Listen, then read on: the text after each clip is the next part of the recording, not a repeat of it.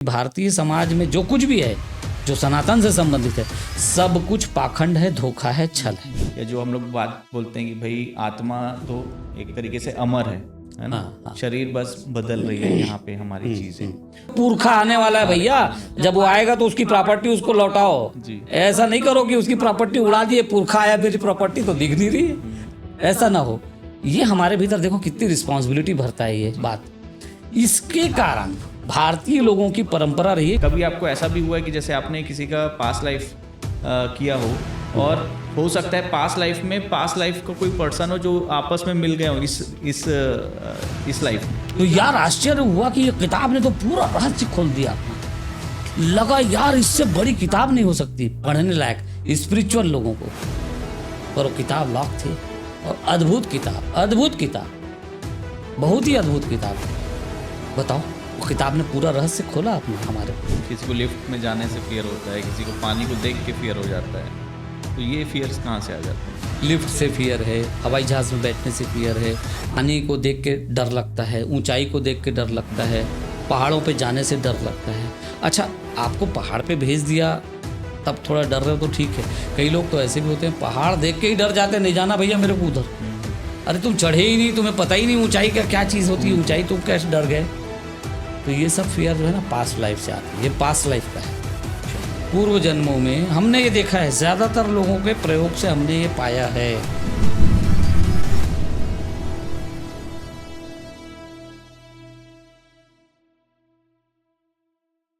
Hi friends, welcome to the Ankush Bajaj show. आज हमारे साथ एक स्पेशल गेस्ट है मिस्टर संजय शर्मा, जो कि एक प्रैक्टिशनर है, जो कि पास्ट लाइफ रिग्रेशन पे काम करते हैं, मेडिटेशन पे काम करते हैं, और उनका बहुत ही अच्छा डीप नॉलेज है। एक कॉरपोरेट की लाइफ छोड़ के उन्होंने ये जो वे अपनाया है लोगों को हेल्प करने का, उससे उनकी आज हम लोग एक जर्नी के बारे में भी डिस्कस करेंगे और ये जानेंगे कि पास्ट लाइफ में जो लोग एक तरीके से जाते हैं, ये इनके जो एक्सपीरियंस लोगों ने किया है वो किस तरीके का एक्सपीरियंस है। और अगर हम लोग देखें सनातन धर्म या अगर इंडियन कल्चर के बारे में बात करें तो वो कैसे एक दूसरे से इंटरकनेक्टेड है, उसके लिए आज हमारे साथ एक स्पेशल गेस्ट है मिस्टर संजय शर्मा जी, जो आज हम लोग को इस टॉपिक के बारे में डिटेल में हम लोग डिस्कशन करेंगे और बहुत सारी चीज़ें हमको नॉलेजेबल होने वाली हैं। तो ये वीडियो को एंड तक ज़रूर देखिएगा। सो उसके लिए हम वेलकम करते हैं संजय भैया का। Welcome to the Ankush Bajaj show भैया। आप आए, आपने समय निकाला, उसके लिए थैंक यू सो मच। अच्छा अंकुश, आपके दर्शकों को भी नमस्कार, सबको को। पास्ट लाइफ रिग्रेशन आजकल ये काफ़ी चल रहा है, कहना चाहिए कि पिछले कुछ सालों से इसकी डिमांड काफ़ी बढ़ी पूरी दुनिया में। कुछ लोग इसको कल्पना कहते हैं, कुछ लोग कहते हैं कि ये कोई साइंस नहीं है, कुछ लोग कहते हैं कि पता नहीं क्या हो रहा है, कुछ इसको आध्यात्मिक गतिविधि मानते हैं।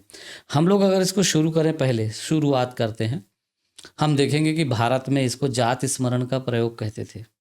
प्राचीन काल में एंशियंट जो ऋषि मुनि हमारे होते थे, आश्रम व्यवस्था थी हमारे यहाँ, तो उस समय पास्ट लाइफ रिग्रेशन कहा जाता था। अभी उस समय कहा जाता था जाति स्मरण।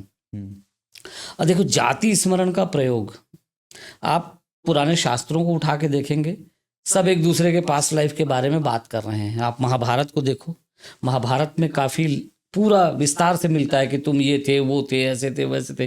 कृष्ण ने गीता में भी उसके बारे में कहा है। बुद्ध महावीर के भी पास्ट लाइफ के बारे में, बहुत सारे लाइफ के बारे में विवरण मिलता है। और साधकों के लिए कहा गया था, अनिवार्य किया गया था कि अगर कोई साधक है, ध्यान साधक है, क्योंकि हम लोग मेडिटेशन से जुड़े हुए हैं और शुरुआत हमारी मेडिटेशन से हुई है। कहना चाहिए कि मेडिटेशन एक पेड़ है, पास्ट लाइफ रिग्रेशन उसका फूल है। खुशबू वहाँ से उठेगी, लेकिन पेड़ मेडिटेशन है।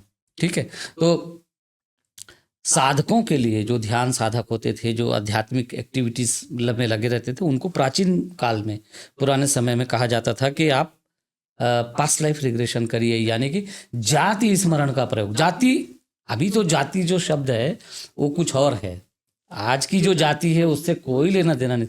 जाति का मतलब था आप अपनी पहचान, जाति माने पहचान, आप किस चीज, आपकी बिलोंगिंग क्या है, किसको बिलोंग करते हैं आप, आपकी जर्नी, आपकी उसकी जर्नी किस तरह की है, उसको देखने का प्रयोग होता था। तो पास्ट लाइफ रिग्रेशन ऐसा समझिए, जाति स्मरण का प्रयोग। और पुराने जमाने में ऋषि मुनि लोग अपने शिष्यों को और भी जो आते थे गृहस्थ साधक भी आते थे, उनको भी ये करवाते थे। इसका उद्देश्य क्या होता है? आप पास्ट लाइफ क्यों देखना चाहते हैं? कुछ कारण तो है कि ठीक है, आपके वर्तमान जीवन से वो कनेक्ट होता है। हमेशा आपका पिछला ही वर्तमान होता है। अगर आज आपने ये लाल रंग की कमीज पहनी है तो आपने कभी लाल रंग की कमीज खरीदी थी, पीछे आपने खरीदी थी, तब आज जब पहने हैं, कुछ ना कुछ पीछे रहता है, तभी आपका भूत आपका वर्तमान है। ठीक है, तो वो तो देखना है, ठीक है, पर वो उद्देश्य नहीं था। उद्देश्य कुछ और था। उद्देश्य था अपने आप को जान लेना और इस जीवन को खेल। देखिए, जीवन को लीला कहा गया है ना। आप देखते हैं राम लीला, कृष्ण लीला, तो उन्हीं के लिए लीला नहीं है, ये हमारे लिए भी लीला है। नाटक, इसको थिएटर कहा गया कि आप अपना एक रोल करते हैं। आपको किसी तरह का, किसी को राम का रोल मिल गया, किसी को रावण का रोल मिला, दोनों ने काम किया, अपना रोल खत्म किया, निकल लिए। ठीक है, ये रोल है, ड्रामा है, स्टेज है ये। आपने आनंद पिक्चर का वो याद आ होगा आपको, जो राजेश खन्ना जो डायलॉग बोलते हैं, हम सब कठपुतली हैं और डोर उसके हाथ में, तो वैसे ही है ये, सच में वैसे ही है। लेकिन आपको कैसे पता चले? आप तो बहुत गंभीरता से जीवन को लेते हैं, बहुत गंभीर है जीवन को लेके, और इतने गंभीर हैं कि लोग जो है छल करने में, कपट करने में, धोखा देने में, दूसरों को नुकसान पहुंचाने में पीछे नहीं हटते, क्योंकि उन्हें लगता है मेरे को मिल जाए, मुझे मिल जाए, और दूसरे का नुकसान होता हो तो हो जाए। इस कदर उसमें लिप्त रहते हैं, तो वो उनको ये समझ में नहीं आता कि ये लाइफ एक ड्रामा है, जीवन एक नाटक है या लीला है। ये कब समझ में आएगा? कोई बताए तो। बताने से मैं आपको बता दूं कि जीवन एक ड्रामा है, तो लिखा है शास्त्रों में, 100 बार पढ़ लिए हो, कितना समझ गए? नहीं समझ पाए, तो उसके लिए समझाना पड़ता है। मैं कहूँ कि अभी रात है इस समय, तो आप कहोगे कि रात है, ठीक है, यहाँ लाइट्स जल रही है, तो हो सकता है कि रात हो, लेकिन अगर आप कंफर्म नहीं तो आप क्या करोगे? खिड़की खोल के देखोगे।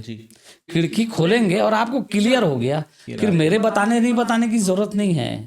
मैं बताऊं तो भी और नहीं बताऊं तो भी, रात है कि दिन है, आपको दिख जाएगा, क्योंकि आपने खिड़की खोली। बस पास्ट लाइफ रिग्रेशन आपकी खिड़की खोलता है पीछे के जीवन की, और तब आप ऐसा हम लोगों ने जो अनुभव किया अपने ऊपर, पहले हम लोग प्रयोग करते रहे, फिर बाद में हम लोगों ने जनता के ऊपर, दूसरों के ऊपर प्रयोग किया। हमने ये समझा कि अगर आप 5-7 बार, 4 बार, 5 बार ऐसा बार बार देखते हो पास्ट लाइफ को, तो आपको ये चीज समझ में आ जाती है कि जीवन सच में खेल है। माने आज मैं इस घर में हूं, कल उस घर में रहूंगा, आज इस शहर में हूं, कल उस शहर में रहूंगा, आज लड़का हूं, कल लड़की रहूंगा, आज लड़की हूं, कल लड़का रहूंगा। ये आपको पूरा क्लियर हो जाता है, सारे डाउट्स मिट जाते हैं। अभी जो बोलूंगा ना मैं आपको, तो आपको लगेगा कि पता नहीं क्या है ये बता रहे हैं, ठीक है, सुना है हमने, सुन लिया। आप खुद देखते हो जी, तब आपको समझ में आता है कि यार ये क्या मजाक है। फिर गंभीर नहीं रहते, फिर जीवन हल्के फुल्के हो जाता है, आनंद पूर्वक जीते हो, अच्छी तरह से जीते हो, शिकायतें खत्म हो जाती हैं। सबसे बड़ा फायदा इसका, सबसे बड़ा फायदा ये है कि शिकायतें नहीं रहती। जैसे ही आप अपना पास्ट देखना शुरू करते हो और आप जान जाते हो कि आप अभी भी हो, आप तब भी रहोगे, आप पहले भी थे, तब फिर आप शांत हो जाते हो। आपके अंदर ना एक कामनेस का है ना, एक अलग तरह का काम आपके भीतर रहता है। आप सब करोगे, सारी एक्टिविटी करोगे, क्योंकि करना जरूरी है, लाइफ है तो उसको चलाने के लिए सब करना पड़ेगा। लेकिन ना भीतर कोई आपके जानता रहेगा कि ये करने वाला मैं नहीं हूं, है ना। तो कृष्ण ने गीता में पूरा यही तो समझाने की कोशिश की अर्जुन को। उन्होंने जो कहा ना कि न हन्यते अन्य माने शरीरा, तो शरीर मरेगा, तुम नहीं मरोगे। तुम, ऐसा कोई समय नहीं था जब तुम नहीं थे, और ऐसा कोई समय नहीं था जब मैं नहीं था। ये जो वो कह रहे हैं, अगर उसको बता रहे हैं, तो ये क्या है? ये वही है कि जब एक बार आप जान जाओगे, सुनी हुई बात और अनुभव की हुई बात में थोड़ा फर्क है। आप पास्ट लाइफ रिग्रेशन बार बार करते हैं तो आप अनुभव करते हैं, और जब आप अनुभव कर लेते हैं तो आप उतने गंभीर तो होते ही नहीं लाइफ को लेके। आपको पता है कि ये सब मजाक है, थोड़े दिन यहाँ रहूंगा, फिर आज मैं रायपुर वाला हूँ, कल हो सकता है बॉम्बे वाला रहूं, हो सकता है न्यूयॉर्क में रहूं, क्या पता। इसलिए आप बहुत गंभीरता से नहीं लेते। एक और चीज है, एक बड़े काम की चीज बता रहा हूं। हमारे यहाँ ना भारत में एक परंपरा है, आप देखिए विदेशों में और हमारे में क्या फर्क है। विदेशी लोगों को, सपोज विदेशियों को मान लो थोड़ी भूख लगी, हल्की सी, कुछ कार्विंग, थोड़ा सा कुछ खा लूं, चाय पी रहा हूं तो मेरे को कुछ 1-2 बिस्किट चाहिए, तो विदेशी लोग क्या करते हैं, वो बिस्किट का पूरा पैकेट खरीद लेते हैं। चाय पी, 2 बिस्किट खाया, बाकी बिस्किट डस्टबिन में है। हमारे यहाँ से नहीं होता, आप मोड़ के रबड़ लगा के जेब में भर के जाते हो। हाँ। ठीक है, हम लोग चीजों को संभालना सीखें, ये संस्कार है हमारा। ये संस्कार भला कैसे आया है? साबुन भी होता है तो पूरा घिस के जब तक खत्म ना हो तब तक यूज करते हैं लोग उसको, जब इतना सा बचता है तभी फेंकते हैं। विदेशी लोग ऐसा नहीं करते, वो उनको अगर 5 चिप्स खाने हैं, 5 पीस चिप्स खाना है तो इतना बड़ा पैकेट खरीद लेता है और उसके बाद उसको 5 पीस खाएगा, बाकी फेंक देगा। उन्होंने ऐसा संस्कार पाया, क्यों? उनके लिए लगता है कि यही जीवन है, खाओ पियो मस्ती करो निकल लो यहाँ से। उनको लगता है कि पूरा जो कुछ भी है वो अभी है, यही है। इसलिए वो धरती का शोषण करना चाहते हैं, वो लूटना चाहते हैं। उनका पूरा आप इतिहास देख लो, बोलने की जरूरत नहीं है, ये लुटेरे ही थे, ये लूटते ही आए हैं आज तक। पूरी दुनिया को इन्होंने लूटा है और लूट लूट के खाया है। और लूट का माल था ना, इसीलिए एक पैकेट खा के, एक पीस खा के फेंक देते थे पैकेट। ठीक है, अब हमारा संस्कार देखो, हम लोग कहते हैं कि 7 पीढ़ियों का बंदोबस्त करने में लगा है वो सेठ। अरे यार कितना जमा कर रहा है, 7 पीढ़ी को खिलाएगा, ऐसे बात करते हैं ना। या ऐसा भी कहते हैं कि ये अपने आने वाली नस्लों को, पीढ़ियों को क्या दे के जाएगा, क्या देगा ये अपनी पीढ़ी को। बाप काम करता है, कोई पूछता है भाई इतना मर मर के क्यों काम कर रहा है, बोले अपने बच्चों के लिए। अब मजे की बात है, एकदम मजे की बात है कि बच्चों के लिए आप क्यों कमा रहे हो। एक कहावत हमारे यहाँ बनी हुई है, कहावत क्या बनी है? पूत कपूत तो क्यों धन संचय। अगर पूत जो है, बेटा जो है कपूत ही है, तो क्यों धन जमा करना है। और लिखा है कि पूत सपूत तो क्यों धन संचय। अब अगर बेटा अगर सपूत है, योग्य व्यक्ति है, तो भी धन जमा करने की जरूरत नहीं, वो जो योग्य है कमा लेगा। लेकिन इसके बावजूद हमारे यहाँ परंपरा है कि हम अपने आने वाले पीढ़ियों के लिए कुछ करते हैं, कुछ करके जाते हैं। बोलते हैं घर बनाऊंगा, मेरा बेटा रहेगा, मैं घर बना के जा रहा हूँ, बेटी रहेगी, मैं ये खेत खरीद रहा हूँ, मैं ये खरीद रहा हूँ, वो खरीद, किन के लिए खरीद रहा हूँ? मेरे लिए तो ठीक है, जब मैं हूं तब तक तो ठीक है, नहीं तो मेरे बच्चों के काम आएगा। अब मजे की बात यहीं पर है, अभी तक इस चीज का ये सीक्रेट आज तक किसी ने नहीं समझा, जो हम लोगों ने पास्ट लाइफ रिग्रेशन करने के बाद समझा कि कितना बड़ा सीक्रेट है इसके अंदर। सीक्रेट ये है कि आज अंकुश यहाँ पर है, कल अंकुश के बच्चे होंगे, एक दिन अंकुश चला जाएगा, अंकुश अपने बच्चे के यहाँ वापस आएगा। तो अंकुश अपने लिए इंतजाम करके गया, खेत खरीद के, मकान खरीद के, जो अंकुश ने खरीदा ना, वो अपने बच्चे के यहाँ आएगा वापस। 7 पीढ़ियों के अंदर 1-2 बार आई जाते हो आप वापस, हमारा देखा हुआ है जी। तो इसीलिए व्यवस्था करते हो भैया। हमारे यहाँ इसके लिए नहीं है कि मैं अपने बेटे के लिए कर रहा हूँ, बेटे के लिए तो ऋषि मुनियों ने ऐसा समझाया, लेकिन सबको पता है कि आप वापस आने वाले हो अपने घर में। तो मैक्सिमम लोग, मैं नहीं कह रहा हूं कि 100% लोग आते हैं, मैक्सिमम लोग अपने घर पे रिपीट होते हैं। अच्छा, अपने ही घर पे। आप हम लोगों के जितने भी हमारे चैनल पे दमोंग पे आप जाके देखिए, उसमें जो एक्सपीरियंस लोगों के, ये कौन है, तो वो माँ है मेरी। अच्छा, अभी ये माँ वर्तमान में है क्या? हाँ हाँ मेरी दीदी है, देखो घर पे ही है वो। माँ पीछे जन्म की, अभी इसके घर पे है, दीदी बन के है। ऐसे ही तो होता ही है कि अंकुश ने अगर आज मकान खरीदा, दुकान खरीदा, जायदाद बनाया, बंगला गाड़ी कुछ किया, खेत खलिहान बनाया, बढ़िया है, अच्छा है, तो ये अपने बच्चे के लिए तो बनाया, लेकिन ना उसके बाद वो बच्चे के यहाँ पहुंचेगा अंकुश वापस, तो वही बच्चा अंकुश का माल है भाई। बोलते थे ना पुरखों का सामान है, उसको संभाल के रखो। आज भी लोगों के अंदर ये धारणा है पुरखों की प्रॉपर्टी है, सहेज के रखो। इसीलिए सहेज के रखो, पुरखा आने वाला है भैया, जब वो आएगा तो उसकी प्रॉपर्टी उसको लौटाओ। ऐसा नहीं करो कि उसकी प्रॉपर्टी उड़ा दिए, पुरखा आया मेरी प्रॉपर्टी तो दिख नहीं रही, ऐसा ना हो। ये हमारे भीतर देखो कितनी रिस्पॉन्सिबिलिटी भरता है ये बात। इसके कारण भारतीय लोगों की परंपरा रही है कि वो संभाल के रखते थे चीजों को, ऐसा फेंकते नहीं थे। लुटेरे फेंकते हैं, हम लोग नहीं फेंकते, हम लोग चीजों को संभालना जानते हैं। हमारे भीतर ये संस्कार डला हुआ है। ये पास्ट लाइफ रिग्रेशन में समझ में आता है कि आप अपने ही घर में लौट के आते हो, इसलिए आज प्रॉपर्टी जमा करोगे, कल ही आप भोगोगे उसको। तो अपने लिए जमा करते हो, किसी और के लिए नहीं। कितनी बड़ी बात है, सोचो। बहुत सही एग्जैक्टली, है ना। तो पास्ट लाइफ रिग्रेशन ऐसे इससे जुड़ा हुआ है। तो पुराने जमाने में साधकों को कहा जाता था कि आप पास्ट लाइफ रिग्रेशन कर लो, दुनिया एक नाटक है, पता चल जाएगा। आप पास्ट लाइफ रिग्रेशन करते हो, 4 बार में आपको समझ में आ जाता है, 4-5 बार करते हो कि यार मैं तो रिपीट हूँ, और अक्सर परिवार में रिपीट हूँ। तो आज आप अपना जमा करते हो ना पैसा, तो आपके अंदर ऐसा कोई घमंड नहीं कि मैं बच्चे के लिए जमा कर रहा हूँ, आप खुद अपने लिए, और आप बच्चे पे एहसान नहीं जताओगे क्योंकि आपके भीतर कोई है जो जानता है यार ये कल प्रॉपर्टी मेरे ही काम आने वाली है। सही सही सही सही। ठीक है, तो जीवन एक ड्रामा, जी। एक नाटक की तरह आपको लगने लगता है। ठीक है, तो ये रहा पास्ट लाइफ रिग्रेशन का एक कॉन्सेप्ट, जाति स्मरण से शुरू होता है हमारे यहाँ का पुराना। अब हमारी एक आदत है अंकुश, अंग्रेजों ने हमें इतने साल गुलाम बनाया, उसके पहले और भी बाहरी शक्तियां थी जिन्होंने देश को लूटा, गुलाम बनाया।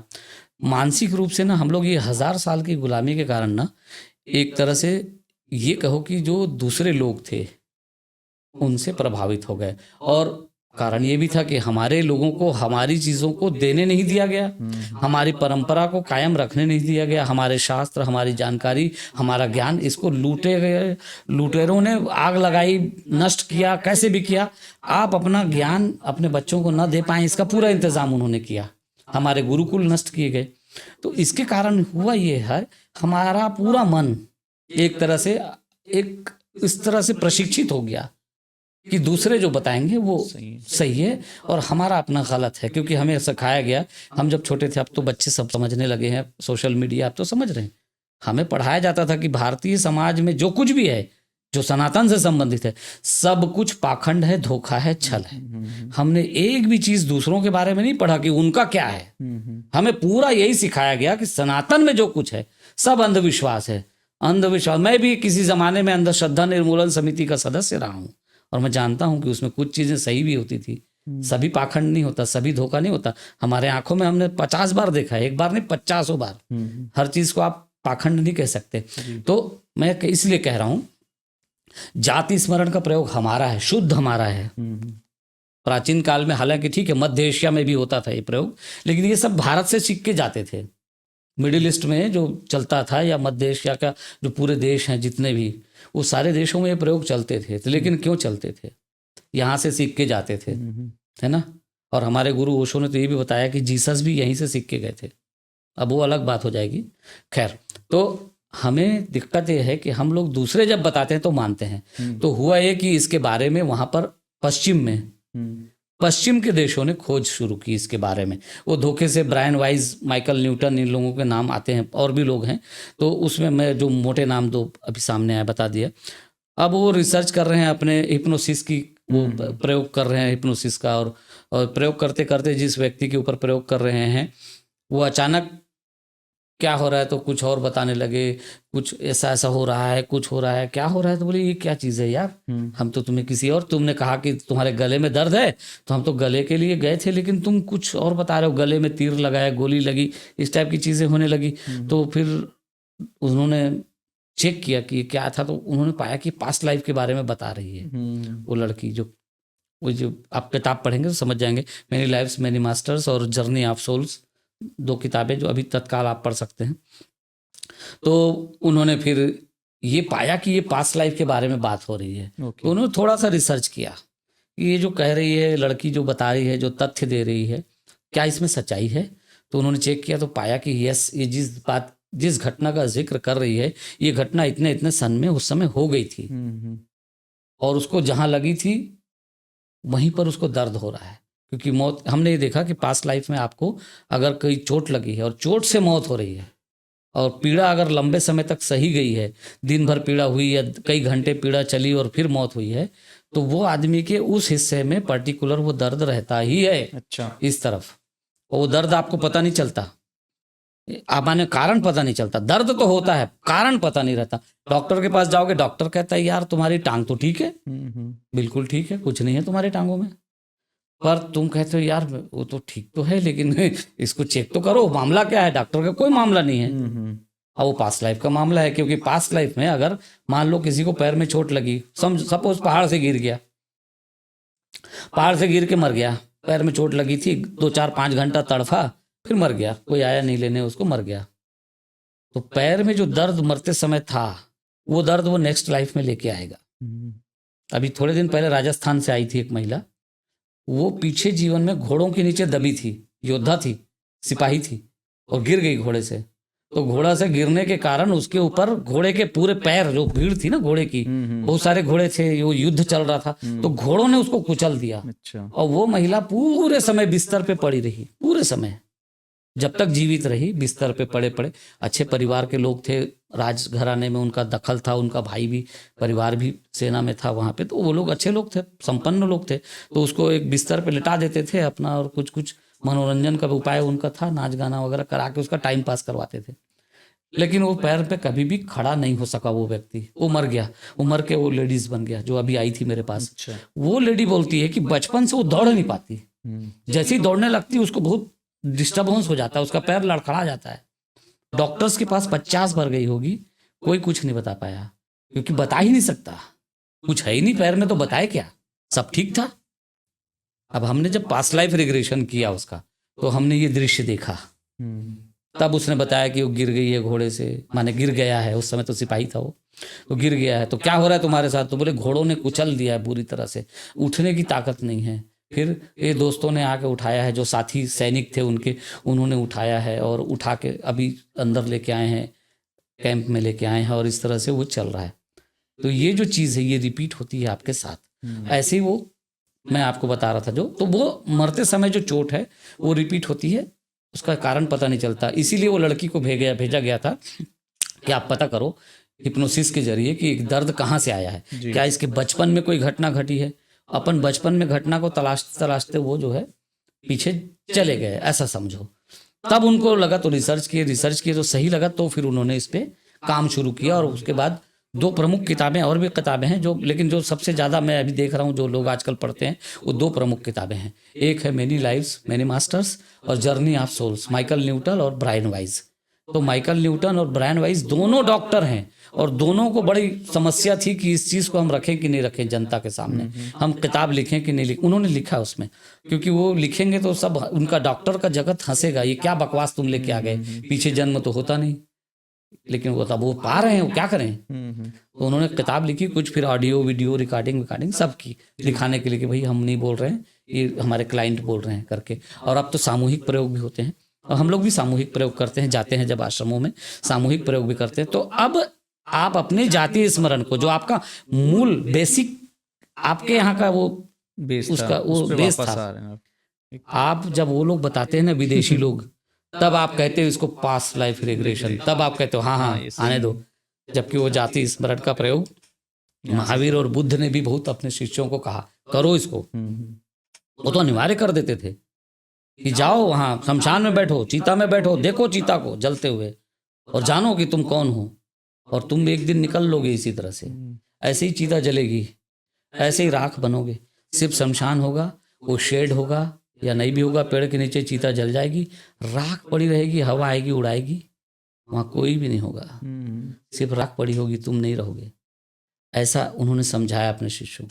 और ये पास्ट लाइफ रिग्रेशन प्रयोग से आप इसको जल्दी समझते हो। वाह वाह, ग्रेट। ठीक है, तो अब विदेश से जब ये लौटा है, हमारी ही विद्या विदेशियों ने हमको बताई, तो अब हम लोग जी अब शुरू कर रहे हैं। भारत में बहुत पॉपुलर हो रहा है, विदेशों में ये ना अस्पतालों के अंदर इसको अनिवार्य किया गया है, हिप्नोसिस का ट्रीटमेंट।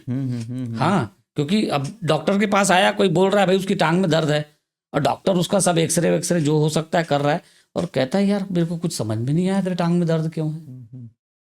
तो वो क्या कर रहा है, बोले एक काम कर तू हिप्नोसिस वाले के पास जा, क्या पता बचपन में कुछ हुआ हो इसमें, और उसकी मेमोरी कहीं पकड़ गई हो, ये होता है। जी ठीक है, तो ये मैं जैसे सामान्य भूमिका एक बना दिया इसकी। वाह वाह। तो संजय भैया ये तो आपने एक बेस बताया, ठीक है। जैसे आज की डेट में हम लोग जो अभी की जनरेशन है, या जैसे मैं भी थोड़ा स्पिरिचुअल हूँ, और मैं जैसे प्रेमानंद महाराज जी को भी मैं अभी फॉलो करता हूँ, वृंदावन वाले महाराज जी जी। तो उसमें उन्होंने यही बोला है कि भाई जो भी आप आज इस जन्म में भोग रहे हो वो आपके पिछले जन्म के कर्म ही हैं, या हमारे हिंदू धर्म में भी यही बोला गया है। और उनके लिए उन्होंने रेमेडीज बताई है कि भाई जैसे नाम जप करो, भगवान की शरण में जाओ, या जो हम लोग बात बोलते हैं कि भाई आत्मा तो एक तरीके से अमर है ना। हाँ। शरीर बस बदल रही है यहाँ पे हमारी चीजें।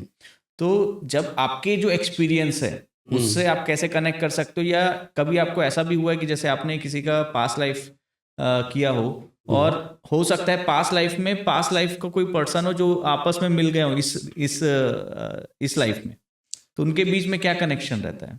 देखो हम लोग इसको सिलसिलेवार समझें, क्योंकि आपके सवाल के अंदर ना बहुत सारे सवाल हैं। तो एक तो ये कि आत्मा यात्रा करती है एक से दूसरे।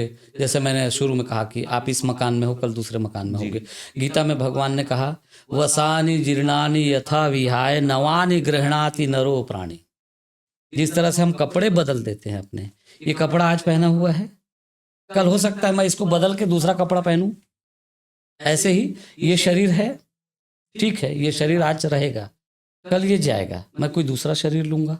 ये कपड़े की तरह आत्मा अपने शरीर को बदलती रहती है, ठीक है। तो इसीलिए आत्मा अमर है, शरीर अमर नहीं है। शरीर मरण धर्म है, ये पंच तत्व में यही विलीन होगा। अभी आपने पूछा कि क्या कर्मा पीछे का इधर आता है, और जैसा कि महाराज जी ने कहा कि नाम जप।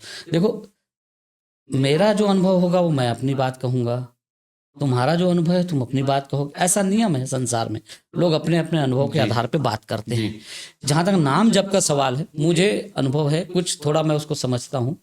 वो काम तो करता है, काम करता है, बिल्कुल काम करेगा।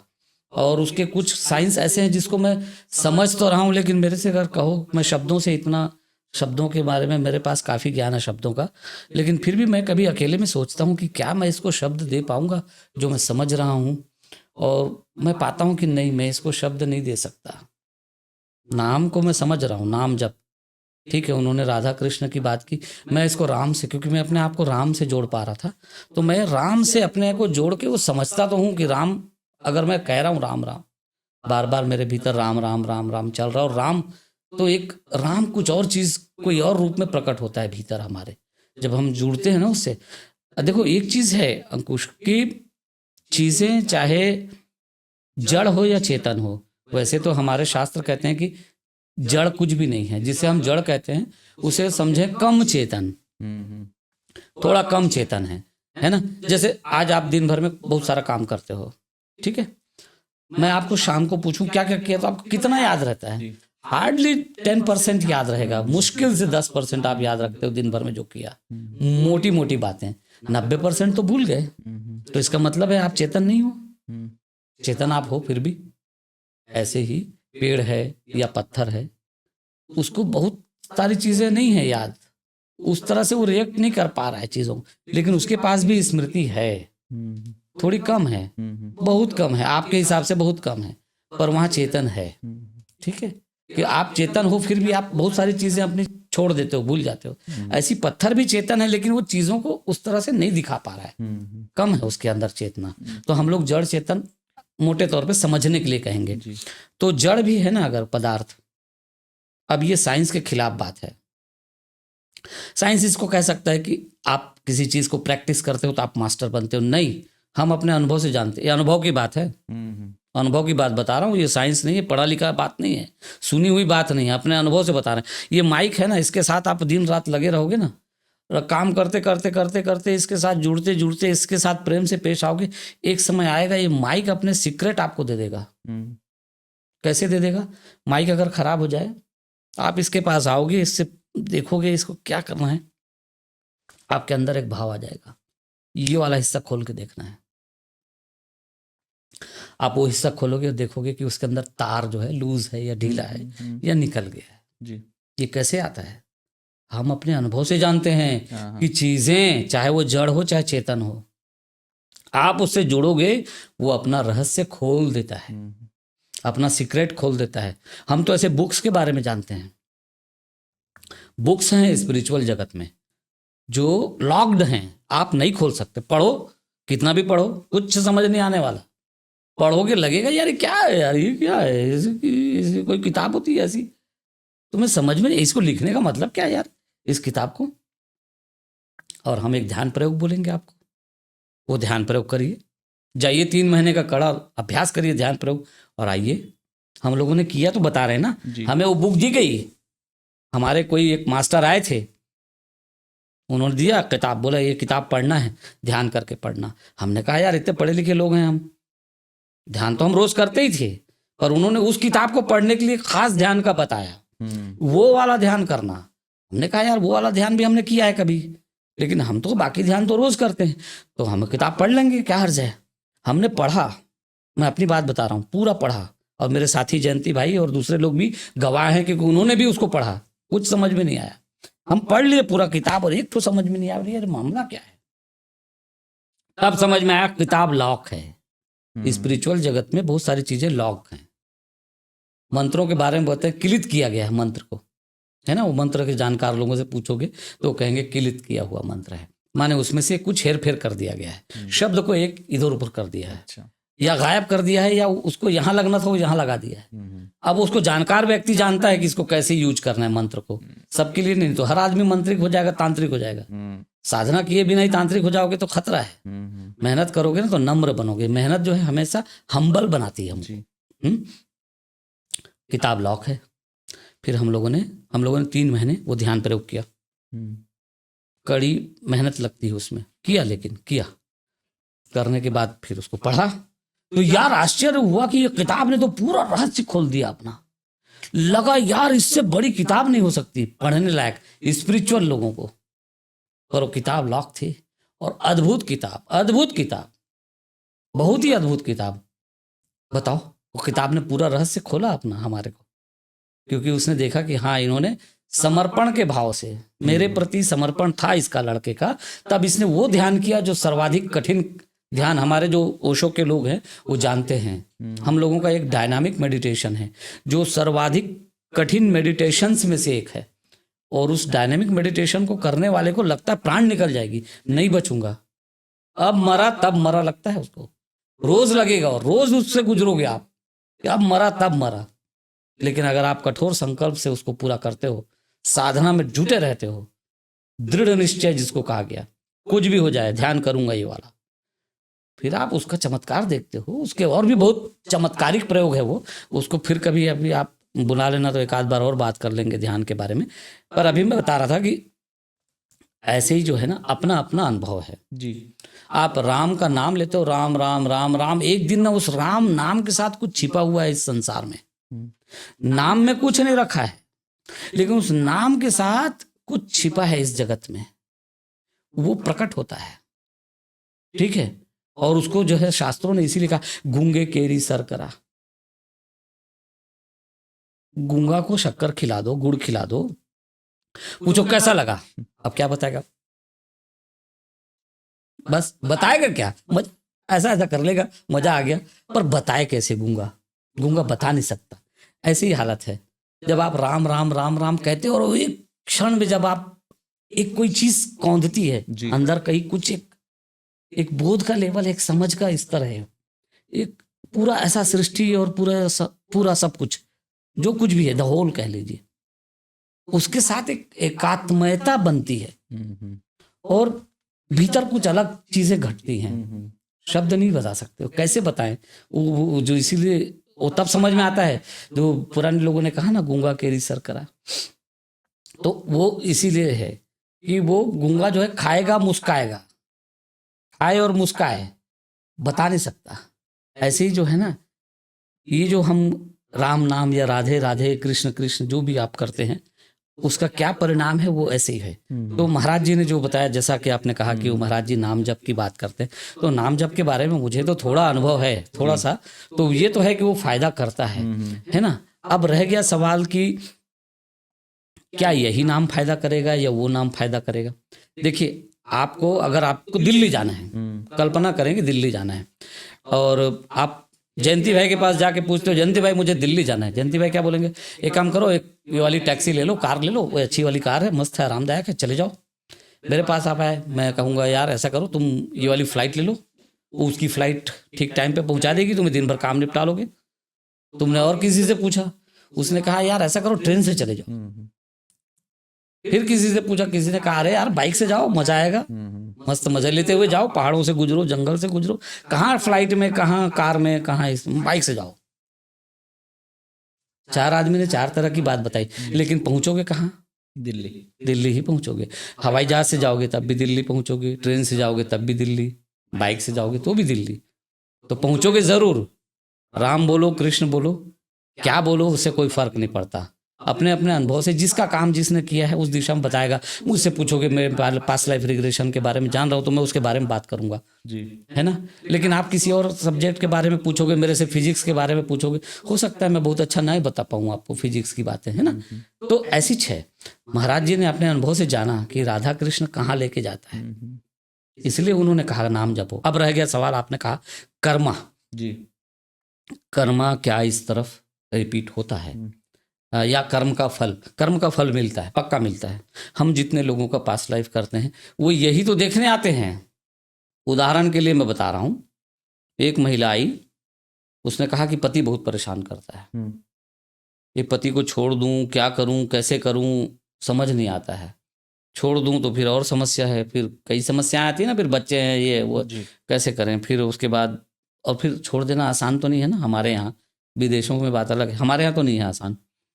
तो जब हम उसको पास्ट लाइफ में लेके गए तो हमने देखा कि वो महिला पास्ट लाइफ में अपने पति को काफी सता रही है। वो पुरुष है, पुरुष के रूप में उसने उसको सताया, ठीक है।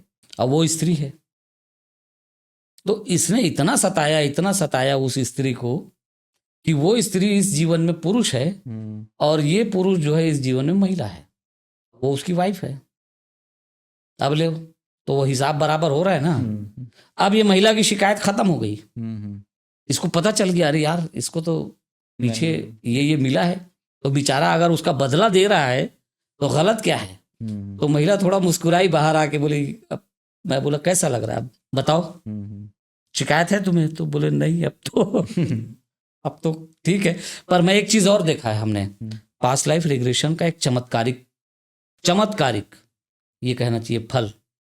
आप जैसे ये महिला ने देख लिया, पति ने ऐसा, पति के साथ ऐसा था, उसको हमने ऐसा किया, अभी वो वैसा कर रहा है जी इसका एक चमत्कारिक परिणाम क्या निकलता है, परिणाम ये निकलेगा कि महिला ने जैसे ही देखा कि इसने उसको सताया था, अब वर्तमान में इस पति का व्यवहार बदल जाएगा। अच्छा बिल्कुल बदलेगा। एक तो ये महिला का व्यवहार भी बदलेगा, उसके साथ जो Realization शिकायतें हो थी, गया, जी उसको इनका भी लेकर शिकायतें अब उसकी कम हो गया। बंद हो गई या कम हो गई। अब वो परेशान होना बंद कर देगी, यार अपन ने भी तो इसको कुछ, अब इसको जो किया है वो बदले में आ रहा है, ऐसा उसके अंदर एक भाव आ गया, तो उसका बिहेवियर थोड़ा ठीक हो गया। दूसरा, वो व्यक्ति के भीतर भी परिवर्तन आता है। अच्छा हो सकता है इसका बिहेवियर बदल गया इसलिए आया हो, लेकिन मुझे ऐसा लगता है कि आत्मा के तल पे तो हम सब जुड़े हुए हैं, जी हम सब जुड़े हुए, जैसे आप और मैं जुड़े हुए हैं। अभी हमको कौन जोड़ता है, इथर, ये जो आकाश तत्व है, जो खाली जगह, ये खाली नहीं है, जी तभी तो मैं बोल रहा हूँ और आप सुन पा रहे हो, क्योंकि ये खाली नहीं है, इसमें कुछ है हाँ जहाँ से आवाज यात्रा कर रही है। जी तो इस तरह से हम जुड़े हुए हैं, तो सभी जुड़े हुए हैं, सोल भी जुड़ी हुई है आपस में। तो जब एक आत्मा पीछे जाके अपने पुराने कर्मों को देख लेती है तो दूसरी आत्मा को भी तृप्ति मिल जाती, चलो इसको पता चल गया, इसको एहसास हो गया गलती का, अब इसने समझ लिया कि इसने क्या क्या गलतियां की थी। तो जैसे तुम किसी को देख गलती मान लेता, सब माफ कर देते, चलो ठीक है, चलो छोड़ो, हो गया, समझ गया इसने। तो ऐसे ही वो सोल जो उधर से यात्रा करके लौटी है, वो एक गिल्टी फील करती है, उसके अंदर एक गिल्टी कॉन्शियस होगा हर समय। पति को देखते ही उसको ऐसा एहसास होगा, यार इसको मैंने बहुत सताया था। अब वो किस मोड में है, उसका मोड देखो आप, अलग हो गया इसका मोड अलग हो गया। पहले वो शिकायत के मोड में थी, तुम गलत मैं सही, अभी जो है चुपचाप है, नहीं नहीं मैं ही गलत हूँ, तो ठीक है, ऐसा मोड बदल गया ना। जी इसके कारण फर्क पड़ जाता है। तो ये पास्ट लाइफ रिग्रेशन की खूबसूरती है कि जहाँ संबंधों में बहुत ज्यादा तनाव हो, तकलीफ हो, कठिनाई हो, पीड़ा हो, दुख संताप कुछ भी है, और रिश्तों में समस्या है, तो वो उसको आपको हल मिलता है। और एक सवाल था आपका उसके अंदर कि हम कैसे पहचानेंगे। जी पास्ट लाइफ का आदमी जब आपके सामने आता है तो उसके साथ रिलेशन अपने आप समझ में आने लगते हैं। जैसे पास्ट लाइफ में एक व्यक्ति देखता है कि उसकी एक बेटी है, और बेटी जो है वहां पर उसके साथ बहुत अटैच्ड है, बहुत अटैच्ड है, और लेकिन वो बेटी को गाइड करके अपने हिसाब से वहां पर रखा है। अब वो बेटी जो है यहाँ पर उसकी बड़ी बहन है। अच्छा आप समझना, बेटी थी वहां, तो बेटी को ये गाइड करता था, अब वो बड़ी बहन हो गई, बड़ी बहन है, हो सकता है उम्र में 10 साल बड़ी हो सकता है 20 साल भी बड़ी हो, ये चीज है, ये पास्ट लाइफ रिग्रेशन में मिलता है। 20 साल बड़ी बहन होगी, छोटे भाई से पूछेगी भाई इसको करूं क्या, क्यों पूछेगी बताओ?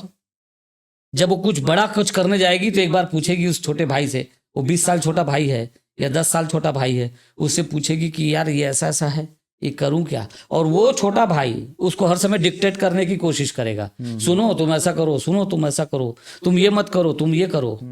दोनों का अभ्यास है, वो बेटी थी, ये बाप था। अब बड़ी बहन बन गई, ठीक है, वो तो ईश्वर का खेल अलग अलग होता है, तो वो बड़ी बहन बन गई। कई चीजें होती, प्रारब्ध का एक लंबा हो जाएगा। तो वो बड़ी बहन बन गई, लेकिन छोटे भाई से पूछेगी, क्योंकि वो उसका बाप था पीछे, और उसका अगर अभ्यास रहा है उससे गाइडेंस लेने का, तो अभी भी वो कोशिश करेगी, अगर वो समझदार एक लेवल पे है समझदारी के, तो वो उससे बात करेगी कि मैंने ऐसा ऐसा सोचा है, मैं ये कर लूं क्या? और ये लड़का जो अगर समझदार है, उस लेवल पे आ चुका है, तो ये अपनी बड़ी बहन को गाइड करेगा कि तू ये नहीं कर, तू ये कर। ये अपने आप रिलेशन समझ में आता है। अभी एक मैंने जो वीडियो डाला था उसमें हमारा एक जो आया था साथ, एक अभी आया था एक, उसने देखा कि उसके चाचा की बेटी है, वो वीडियो अभी लेटेस्ट वाले में, चाचा की बेटी है अभी वो लड़की, जो उसकी बेटी थी। ओके, नहीं, चाचा की वहां पर वो बहन है उसकी, अच्छा, चचेरी बहन है, चचेरी बहन, उसकी बेटी थी वहां। मैंने उससे पूछा कि अब वो बहन जो है वो तुम्हें जिद करती है क्या, जैसे पापा को जिद करते हैं बच्चे, मुझे ये ले चलो, वो चलो, हाँ ये दे दो, वो दे दो, ऐसा कुछ करती है? तो बोले हाँ करती। मैंने बोला और तुम उसको जो है बेटी की तरह प्यार करते होगे, तुम्हें लगता होगा इसको क्या दे दूं, सब दे दूं, जो दे सकता हूं दे दूं, भले वो काका की बेटी है, लेकिन तुम्हें लगता है कि इसको दे दूं? तो बोले हाँ ये मुझे लगता है। ये कैसे होता है? ये पास्ट रिलेशन है, पुराने संबंध। तो मैंने बताया कि पीछे आपने किसी को सताया, वो इस जीवन में आपको सताने आया, शिकायत मत करो। और दूसरा, आपका जैसा संबंध है, प्रेम का संबंध है तो प्रेम जैसा संबंध है, रिश्ते उसी तरह से रिपीट होते हैं जी। भले ही यहाँ पर बाप बेटा हो, लेकिन अगर बेटा जो है पीछे जीवन में बाप था, तो वो गाइड करेगा अपने बाप को। बेटा अगर पीछे जीवन में बाप था और इस जीवन में बेटा बन गया है, बेटे का बेटा बन गया इस जीवन में आके, पहले वो उसका बाप था, तो बेटा बनने के बावजूद बाप की तरह रोल करेगा। इसीलिए आपने देखा होगा बहुत सारे घरों में बेटे जो है जैसे ही बड़े होते हैं, थोड़ा एक लेवल पे आता है, 19-20 साल के होते हैं, बाप को डिक्टेट करने लगते हैं, ऐसा नहीं ऐसा करो। वो क्या है, वो सब उनके बाप दादा वगैरह रहे। मैंने जो आपको पहले कहा जी, हम लोग तो अपनी पीढ़ियों का इंतजाम करते हैं, पीढ़ियों का, इसलिए कि हम भी लौट के आएंगे वहीं पर, हम ही लौट के आने वाले हैं। और बहुत फैमिली में ये भी बोला गया कि ये तो दादा ही आया है। हाँ हाँ हाँ, मतलब नॉर्मल इन जनरल में भी बोला जाता है हाँ कि तुम ये थे वो थे, वही आए हो तुम। हाँ हाँ, हमारे यहाँ एक परंपरा भी है, जब आदमी मरता है और जब उसको जलाने के लिए लेके जाते हैं, उसके पहले उसके शरीर पे एक निशान छोड़ते हैं, निशान लगाया जाता था, हल्दी तेल वेल कुछ, वो लोग पुराने जमाने के लोग जानते हैं, तो वो एक निशान लगाते थे पर्टिकुलर हिस्से पे, थोड़ा अंदर साइड लगाते थे, ताकि अगर बड़ा हो जाए तो अब चेहरे में लगा देंगे तो खराब दिखेगा चेहरा, तो अंदर लगाते थे इधर इस तरफ, तो वो पीठ में, कमर उमर में, हिप वगैरह में लगा देते थे निशान, एक पर्टिकुलर निशान लगा।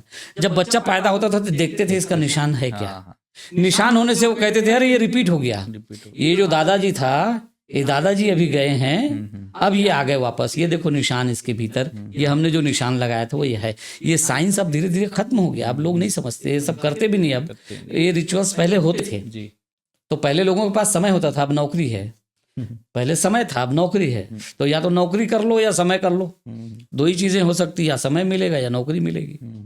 तो पहले नौकरी नहीं होती थी तो समय होता था लोगों के पास, अब समय नहीं है, तो ये सब चीजें पुरानी भूल गए। अब अंग्रेज कोई ढूंढ ढांड के दे देगा तो अलग बात है कि हम लोग फिर से कर लेंगे, फिर इसको अप्लाई कर लेंगे। अंग्रेज ही तो देता है भैया। अब आप देखो हमारे छत्तीसगढ़ में, एक अलग बात, छत्तीसगढ़ में, उड़ीसा में, महाराष्ट्र में, बिहार में, यूपी के कुछ हिस्सों, इस तरफ ना बासी खाने की परंपरा थी, चावल ओवरनाइट पानी में डाल के रखते थे और सुबह खाते थे। अमेरिकन्स ने रिसर्च करके बताया, उसको कहा ओवरनाइट सोक्ड राइस, एकदम सुपर फूड है, तो अब सब खा रहे हैं। और हमारे यहाँ खाते थे पहले, तो उसको बंद कराए, क्या बकवास खा रहे हो तुम, बंद करो, ये सब फालतू बात है। मैंने तो अभी रील भी देखा था कि इन लोगों ने हल्दी वल्दी को भी पेटेंट करवा लिया। हाँ हाँ नीम को कराने के लगे थे सब, वो धीरे धीरे कैंसिल हो रहा है, वो हो जाएगा जी, वो तो खैर ठीक है। पर ये चीजें जो हमारी परंपरा की चीजें थी, ये मान के चलो एक चीज़ हमेशा, मैं तो अपने अनुभव से लोगों को कहता हूँ, जो आपके दर्शक हैं, व्यूवर्स हैं, आप उनको भी कहूँगा, अगर कभी भी साइंस में और आपके ट्रेडिशनल नॉलेज में, मैं जो बोल रहा हूँ उसको ठीक से समझना, साइंस में और आपके ट्रेडिशनल नॉलेज में अगर कहीं टकराव है तो आप अपने ट्रेडिशनल नॉलेज के साथ ही रहना, वही सही है। साइंस गलत है, 10 साल बाद बदल जाता है। पेनासिलिन लेके आए थे, पेनासिलिन लगाते हैं क्या? हैं? आप पेन किलर मार्केट में लेके आते हैं, 50 तरह के पेन किलर, सब बैन हो गए। क्यों भाई? साइंस को नहीं पता। साइंस कोई चीज लेके आता है, 10 साल में सब बदल जाता है मामला, और ट्रेडिशन हजारों साल से आ रहा है, हजारों साल से।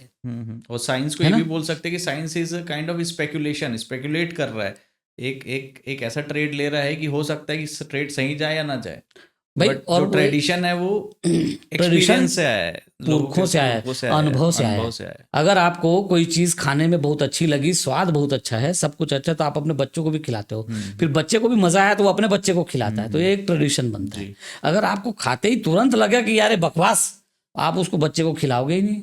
बच्चा खाने के कहेगा, बोला अरे बकवास छोड़, इसको मत कर, फेंक इसको, तो बच्चा पहले से ही अलर्ट है। उसका बच्चा जब खाने की कोशिश करेगा, मना करे छोड़ इसको, ये बकवास, तो धीरे से वो परंपरा से हट जाएगी, वो चीज़ आएगी च नहीं।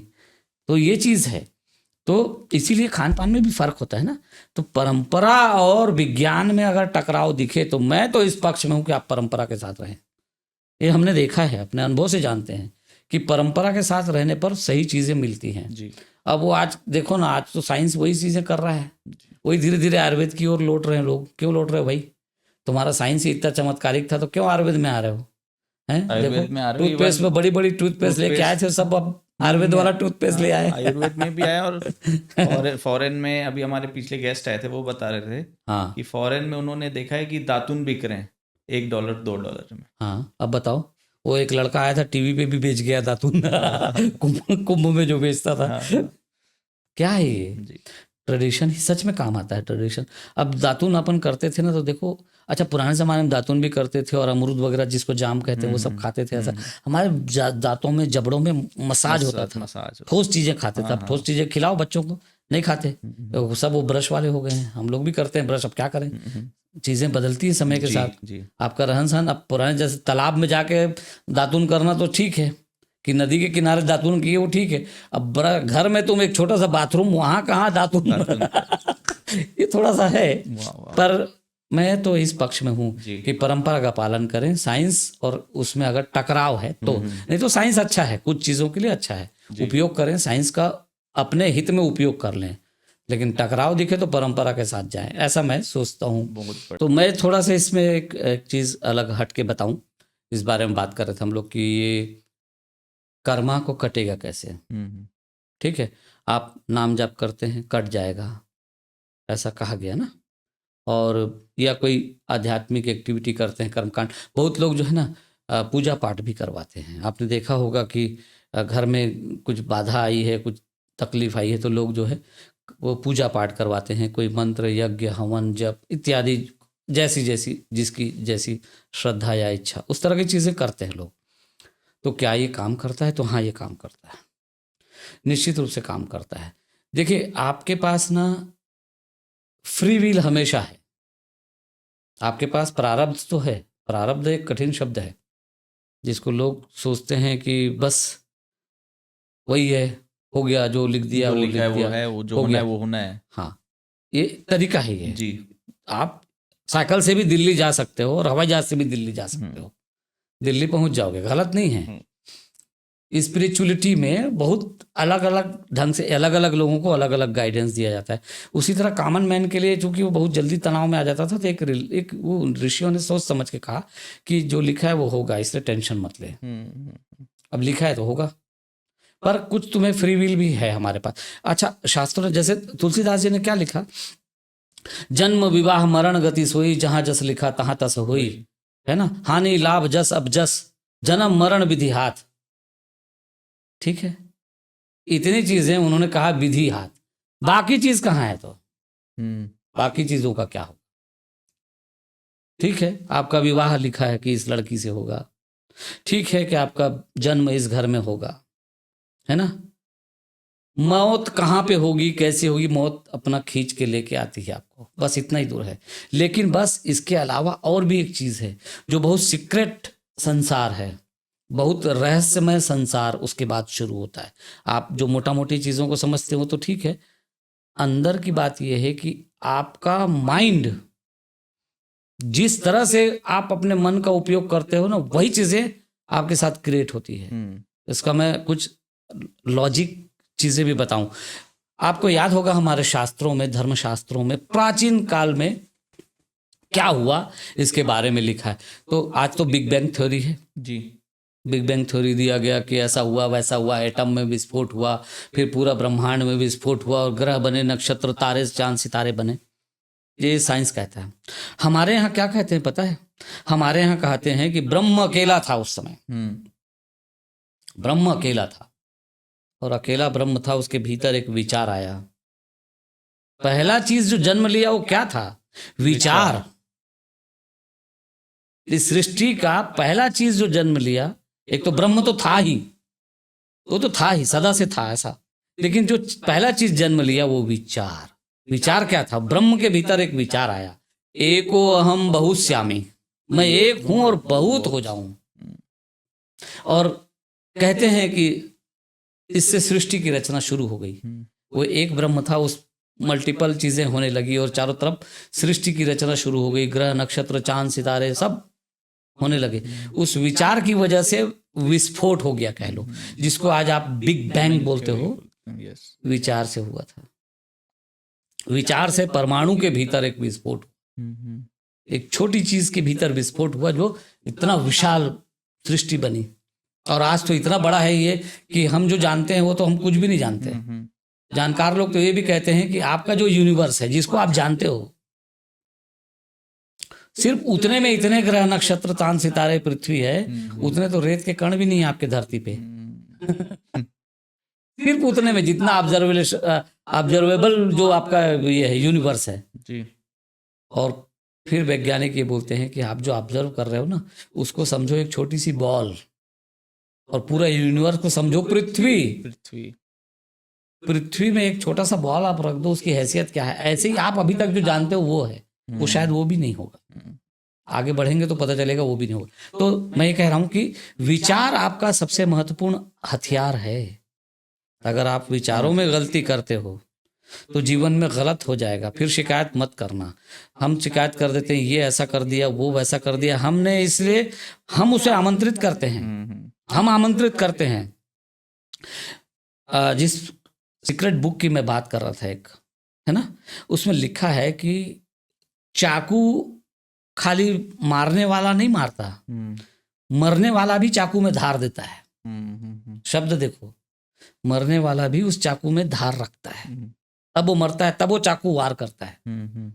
यानी कि उसका विचार भी उसके साथ मिला हुआ है जी। पदार्थ भी हमारे प्रति अपना विचार रखते हैं और हम भी पदार्थ के प्रति विचार रखते हैं, ऐसा उसके अंदर उसको समझाया गया है। तो विचार आपका अगर है कि यार ये गलत ना हो जाए, ये गलत ना हो जाए, ये गलत ना हो जाए, तो गलत होगा, निश्चित होगा। ये फ्री विल की बात है। जन्म, विवाह, मरण, गति, सोई, ये तो ठीक है, उतना तो नहीं कर सकते आप, ठीक है, उसमें भी कुछ थोड़ा आगे कुछ चीजें हो सकती है, पर फ्री विल में ये सब आता है। बाकी चीजें कैसे? आपने घर का एक डिजाइन बना दिया कि मुझे 1000 फीट का घर चाहिए या 2000 फीट का मेरा बिल्डिंग होना चाहिए, लेकिन अंदर के कमरे कैसे होंगे? अंदर के कमरे में सजावट कैसी होगी? सोफा कैसा रखना है? किचन किस तरह का बनना है? ग्रेनाइट कैसा लगाना है? ये सब चीजें कौन तय करेगा? ये आप तय करते हो। आपका फ्री विल है, ये आपका फ्री विल है। घर तो यही मिलेगा, घर में तो इसी में रहना है भाई, ये पक्की बात है। लेकिन इस घर के अंदर सोफे कैसे रंग के होंगे ये आप तय कर सकते हैं। जैसे हमने आपको पॉडकास्ट में बुलाया, हाँ, वो आपका होना था, हाँ, और आपने फ्री विल यूज किया, हाँ, कि आप आए। आप बोल सकते हैं इसको कैसे डिफाइन करेंगे? ये ऐसा कहो कि ये आपका है। आपके भीतर एक विचार आया, विचार आया, चाहे मेरे वो चैनल को देख के आया या कहीं से सुन के, कहीं से पढ़ के कुछ आया विचार, यार ये पास्ट लाइफ रिग्रेशन क्या होता है। फिर अचानक तुम्हें, अरे इसको संजय भैया के पास तो ये सब चीजें हैं, क्यों ना उनसे बात की जाए। तो बात की। अब ये विचार था ना जो घट गया, तो अंकुश ने एक विचार को जन्म दिया कि पास्ट लाइफ रिग्रेशन के बारे में बात की जाए। मेडिटेशन, ध्यान और भी चीज़ें इससे जुड़ी है, जी। स्पिरिचुअलिटी के बारे में बात की जाए, और वो चीज़ें आज हो रही हैं। तो ये अंकुश के भीतर का विचार था जिसने परिणाम दिया। ये स्टूडियो तो उसने बहुत लोगों के लिए बना रखा है, पहले से बना रखा है, यहाँ तो और भी लोग आए हैं, लेकिन इस स्टूडियो के अंदर कौन कौन लोग आएंगे, स्टूडियो फिक्स है, कौन कौन लोग आएंगे और कब आएंगे, कितने बजे आएंगे, ये अंकुश तय करेगा। ग्रेट। ठीक है, तो अपने विचारों को अगर हम नियंत्रित कर सकें, विचार से, विचार ही हमारा जो है ना, हमारे जीवन को चलाता है। ये कहें कि हमारे जीवन का अधिकांश हिस्सा, मैं तो उसको 98% तक का हिस्सा मानता हूँ, 1-2% है जो प्रारब्ध में है, 98% हिस्सा आप अपने विचारों के जरिए चलाते हैं। एक और टिप दूं आपको, एक बहुत मजे की बात बताता हूँ, करके देखने की बात है। अगर कोई किया, आपके व्यूअर्स अगर करेंगे तो मान जाएंगे कि यार ये कमाल की बात बताई। आपके मूड का संबंध आपके स्वास्थ्य से है और आपके जीवन से भी है। अगर आपका मूड खराब होता है तो आप जल्दी ही पाएंगे कि आप बीमार होने लगे, आपका काम बिगड़ने लगा, आपके घर में समस्या आने लगी, बच्चे समस्या पैदा कर रहे हैं, पत्नी समस्या पैदा कर रही है। आपका मूड एक बार खराब हुआ तो पूरा मूड आपका सिस्टम को बिगाड़ना शुरू कर देता है। आप मूड बदल लो, तुरंत मूड बदल लो। आपका मूड खराब हुआ, आप छोड़ो, ठीक से अब एक बार फिर से रिफ्रेश कर लो अपने आप को, रिफ्रेश बटन दबाओ, बोलो नहीं छोड़ो इसको, अब ये तनाव नहीं लेना है, चलो कुछ हंसो, कुछ नाचो, कुछ गाओ, कुछ मस्ती करो, भूल जाओ उसको, वो हो गया ना, आप उसमें सर खपाने का क्या मतलब है। ऐसा बोल के जब चलोगे तुम देखोगे कि चीज़ें ठीक हो गई। जो लोग ज़्यादा बीमार होते हैं ना, उनसे मेरी एक सलाह है, उनको वो चेक करें अपना मूड को। वो दिन में 10 बार कोफ्त में आता है, और खासकर जो चिढ़ना बोलते हैं ना हम लोग, जिसको कोफ्त हो रही है, चिढ़, कोई आदमी को देख के आदमी चिढ़ जाता है, ये जो चिढ़ है ना, ये आपको सबसे ज्यादा बीमार करता है। चिढ़ की वजह से पेट की समस्या पैदा हो जाएगी, पेट में जलन पैदा होगा, एसिडिटी, गैस, पेट का फूलना से लेके खाना नहीं पचना से लेके तमाम दिक्कतें आएंगी चिढ़ने की वजह। चिढ़ जो है एसिडिटी को बढ़ाएगा आपके भीतर। चिढ़ो मत, गुस्सा आया, गुस्सा कर लो, चलो कोई नहीं, कर लो, पर थोड़ा सा करो और हटो वहां से, हटो और तुरंत बोलो अपने आप को कि अरे ठीक है, एक गुस्सा आया था, हाँ ठीक है, हो गया, चलो अब शांत हो जाए। ऐसा करके तुरंत मूड को बदलना बहुत जरूरी है। मूड तय करेगा कि आपके लाइफ में क्या क्या घटेगा, और सबसे पहले तय करेगा आपके शरीर में क्या घटेगा। जी। तो जो लोग बीमार होते हैं, बार बार बीमार रहते हैं, उनको कुछ ना कुछ, कभी हाथ में लग रहा है, कभी पैर में लग रहा है, कभी सिर में लग रहा है, कभी पेट दर्द, सिर दर्द, कमर दर्द, खासकर महिलाएं बच्चों से बहुत कई बार कोफ्स करते रहती हैं बच्चों को लेके। मैं सलाह दूंगा, मूड को ठीक रखो, आप देखोगे कि आपकी बीमारी 10% बची, 90% खत्म। पहले एक दिन में 4 समस्या रहती थी, अब 40 दिन में 1 समस्या आएगी। सच में कह रहा हूं, करके देखो प्रयोग, ये बहुत गजब का प्रयोग है। मूड को सही रखो। तो ये विचार का इतना असर है, हमारा पूरा जीवन हमारा विचार चलाता है। अगर मैं कह दूं कि ये रामलाल नाम का आदमी या श्यामलाल नाम का आदमी या ये फला नाम का आदमी ऐसा ऐसा है यार, इससे बच के रहना, वो आदमी बेचारा कितना भी सरल हो, कितना भी शानदार आदमी हो, कितना भी बढ़िया आदमी हो, क्या होगा, वो अंकुश के पास आएगा, अंकुश थोड़ा तन के ऐसा पता नहीं क्या गड़बड़ कर देगा, ऐसा तन के बैठे रहेगा, बिल्कुल अलर्ट, ये कुछ गड़बड़ ना करे। और वो सरल आदमी, वो गड़बड़ नहीं करने वाला। लेकिन चूंकि मैंने बता दिया, अब विचार का जन्म हो गया आपके अंदर, विचार क्या था, ये गड़बड़ करेगा, तो गड़बड़ होगा, वो नहीं भी चाहेगा वो आदमी, तो गड़बड़ हो जाएगा। विचार के ऊपर बाकायदा आजकल रिसर्च हुआ है, एक साइंस डेवलप हो रहा है, ये सब हमारा साइंस है। हम लोग जानते थे इसको, हमारे ऋषि मुनि पुराने जमाने में कहते थे आपसे कि ये बजरंगबली की मूर्ति, एक पत्थर रख दिया, देखा होगा गांव में आपने, एक पत्थर कोई पेड़ के नीचे, पीपल के नीचे एक पेड़ में रख दिया पत्थर, और थोड़ा सा सिंदूर उंदूर बंधन उंदन लगा दिया उसको, अगरबत्ती जलाया, बोले बजरंगबली है, बच्चों को बताया बजरंगबली है, सबको बताया कि बजरंगबली है। अब क्या हो रहा है, अब जो लोग आ रहे हैं बजरंगबली हैं बोल के प्रणाम करके जा रहे हैं। हम लोग जब छोटे थे गांव की तरफ जाया करते थे, कभी गांव में हम लोग हमारे मामा जी के यहाँ जाया करते थे, तो कभी कभी ऐसा होता था कि रात हो जाती थी, और बस से जाते थे उस जमाने में। अब वैसा कोई बाइक वाइक तो बहुत ज़्यादा थी नहीं, बच्चे थे तो बहुत ज़्यादा बाइक वाइक तो मिलने का कोई सवाल ही नहीं, बस से जाओ उतरो। तो कई बार क्या, बस आने में देर करे तो जाने में देर हो जाए। अब रात हो गई, अंधेरा घिर गया, अब जाना है पैदल, 2 किलोमीटर उधर जाना है गांव में अंदर, पगडंडियों से, खेतों के बीच से, तालाब के बीच से, बगीचे के बीच से निकलना है। तो छोटे थे तो हम लोग देखते थे, हम लोग जाते थे, बजरंगबली सामने दिख जाए, बजरंगबली ऐसे प्रणाम कर लिए, कोई पेड़ के नीचे दी, अब एकदम कॉन्फिडेंट है बजरंगबली हैं, अभी तक मिल गया बजरंगबली का आशीर्वाद। जो हमारे साथ होते थे वो लोग भी ऐसे ही करते थे, बड़े लोग हमको सिखाते थे प्रणाम कर लो, बजरंगबली हैं, आगे कुछ सब शांत रहेगा मामला। अब ये शांत रहता था मामला। खैर ये तो बहुत आगे की बात, बाद में मैं समझा उसको, और भी चीजें मैंने प्रयोग की, लेकिन ये एक मोटा मोटी बताया आपको। अब क्या हो रहा है, ये क्या है, ये विश्वासम फलदायकम हमारे यहाँ कहा गया। आपको विश्वास है तो फल देगा। अब इसी को आप इसमें देखेंगे साइंस की भाषा में, तो वो क्या करते हैं, डॉक्टर्स क्या कहते हैं, डॉक्टर्स आपको एक दवा दे देते हैं, दवा देने के बाद आपको कहते हैं कि ये दवा है, इसको 2 टाइम खा लेना, फिट हो जाएगा। आप फिट हो जाते हो। डॉक्टर के पास नहीं गए थे तब तक समस्या है, घर में बोलते रहते हो यार डॉक्टर को दिखाना पड़ेगा, लग रहा है डॉक्टर को दिखाना पड़ेगा, लग रहा है। डॉक्टर को दिखाया, फ्री हो गए, है ना। विश्वास, डॉक्टर के ऊपर विश्वास था आपको, है ना। और नकली गोलियां भी देते हैं, शक्कर की गोलियां, है ना, मालूम है कि इसमें कुछ नहीं है, साइकोलॉजिकली। हाँ चल 2 गोली खा लेना, तो आदमी 2 गोली खा के सोचता है यार 2 गोली मिली है भाई, अब ठीक रहूंगा मैं। विश्वासम फलदायकम, आपको विश्वास है ना, वो फल देगा। ये है, तो विश्वास भी आपके विचारों के प्रति आपको सचेत करता है। आपको विश्वास है कि संजय भैया को मैं पास का पॉडकास्ट में बुला लूंगा, आएंगे, आएगा, आएगा। आपको यकीन है कि नहीं, सवाल ये है। अगर आपको यकीन है किसी चीज पे तो वो होगा, ये है। और प्रारब्ध के बात है जहां तक, अगर वो प्रारब्ध का वो हिस्सा है जो डिलीट नहीं हो सकता है, तो वो तो आपको झेलना है, वो होगा। बाकी चीजें आपके हिसाब से होंगी, वो चीज आपके हिसाब से नहीं होगी जी। ठीक है, जैसे आपको दिल्ली जाना है, हवाई जहाज से जाओ, साइकिल से जाओ, कैसे भी जाओ, लेकिन दिल्ली में भूखे मरना पड़ेगा एक दिन, ये अगर प्रारब्ध में आपके है। उदाहरण समझा रहा हूं, ऐसा नहीं है, पर समझने के लिए, तो वो भूखे तो मरना पड़ेगा। जाओगे दिल्ली जरूर, अपनी पसंद की गाड़ी से जाओगे, लेकिन वहां जाके अगर भूखे मरना है, अगर ये प्रारब्ध है तो वो रहेगा। तो इसीलिए ना, राम के प्रारब्ध में था वनवास, आराम से भोग सकते थे राज्य को, कौन रोकता। भरत तो खुद लेके आए थे, रख लो महाराज, काहे मेरे को फंसा रहे हो, बोल रहे थे ना, बोल रहे थे ठीक है चलो चलते हैं। कई खुद आई थी, राम जी छोड़ो वो सब बकवास को, मैं तो वचन वापस लेती हूँ अपना, आई थी ना बोलने के लिए, मैं अपना सब वापस लेती हूँ, जो कुछ भी मैंने कहा था।